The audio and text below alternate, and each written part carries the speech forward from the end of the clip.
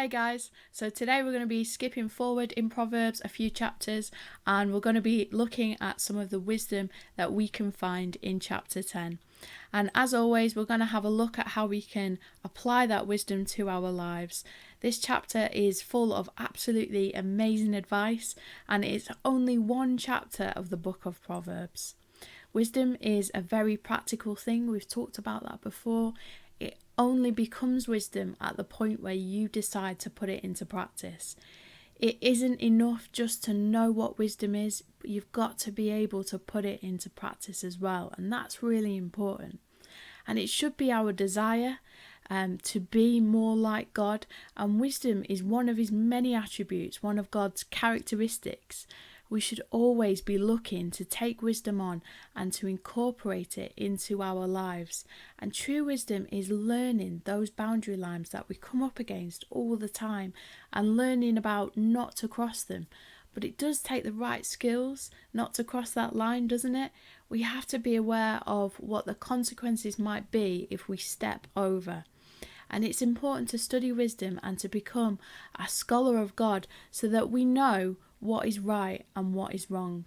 Proverbs is full of different circumstances where wisdom gets applied to them, and you can choose today to design your life based on these sayings. And wisdom really comes together here in the Bible. Solomon gathers up everything that he's learned, everything that he studied about what wisdom is, and he puts it all into one place, which is just amazing for us. There are loads of little nuggets in these passages, and the one that I want to talk about today is, "He who gathers in summer is a prudent son, but he who sleeps in the harvest is a son who brings shame." The harvest is an opportunity for gathering, and I believe that we are in a harvest right now. God has two kinds of sons, one who is disobedient and the other son who is wise. And we see this theme running all the way through the Bible, including in the story of the prodigal son, which I'm sure you're all familiar with. Gathering in at the time of harvest brings glory and honour to God, and by speaking out the gospel and proclaiming that good news to everyone, it honours him for who he is. It honours God.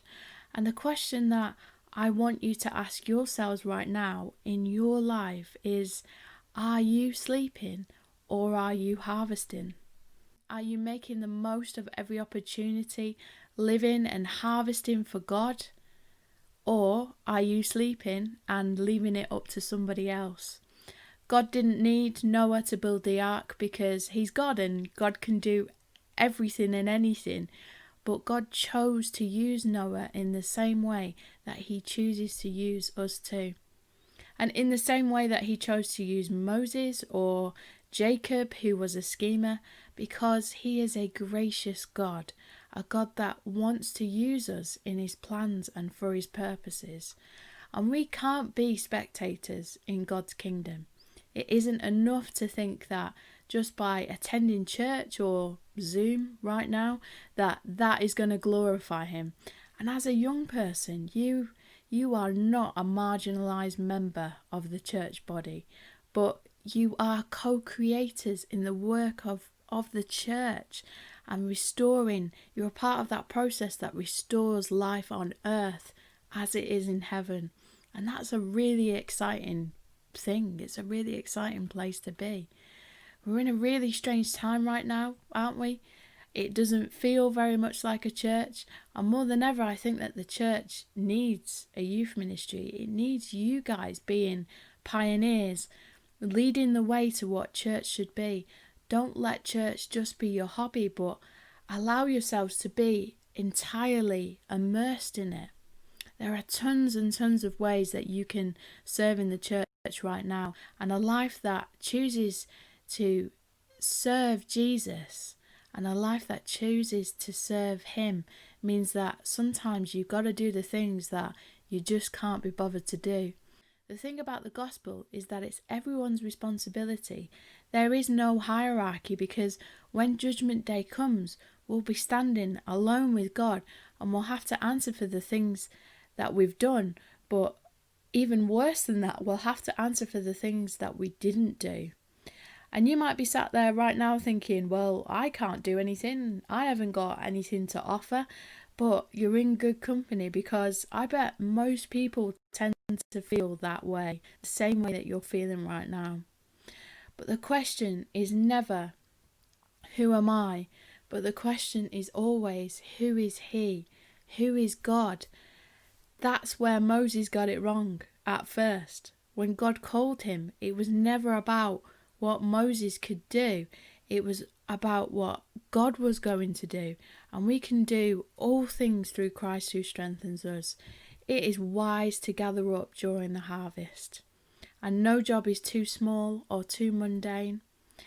Church has a history of growing during pandemics, and this is an ideal opportunity for us to make a change. God has given us an opportunity to make a difference, and we're blessed that God has been with us and he also goes before us. One of my favourite verses, you can find it in Deuteronomy 31 verse 8. It says this: "The Lord himself goes before you, and he will be with you. He will never leave you or forsake you. Do not be afraid and do not be discouraged." So my prayer for you is that you will grow in confidence and in wisdom in serving in what other church you are a part of. Just get involved. Everybody has to start somewhere. So I hope you have a great day, and I'll see you next time in our Wisdom series.